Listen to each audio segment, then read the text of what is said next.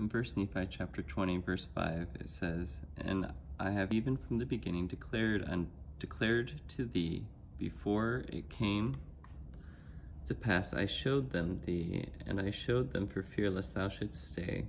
Mine idol hath done them, and my graven image, and my molten image hath commanded them." It is very similar to Isaiah 48, verse 5, which says, "I have even from the beginning declared it to thee. Before it came to pass, I showed it thee, lest thou shouldst say, My idol hath done them, and my graven image and my molten image hath commanded them." Those minor variations in wording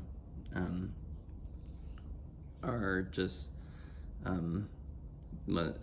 so for me, they're an indication that the brass plates version is slightly different than the King James version, right, of Isaiah. But I think that this verse has a broader,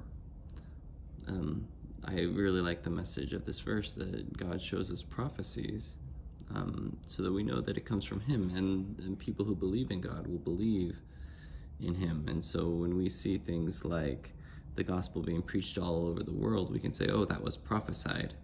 Whereas other people might give credit to their idol. They might say, oh, this is really because of technological advancements and human ingenuity and democracy that allows freedom of religion. That's why you guys can spread your religion all over the world.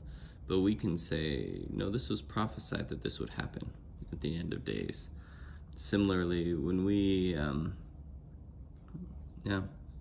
when we see the earth burn as an oven, do we give credit to God's prophecies because that's been prophesied, or do we say, hey, no, that's global warming, and give credit to the idol of carbon emissions?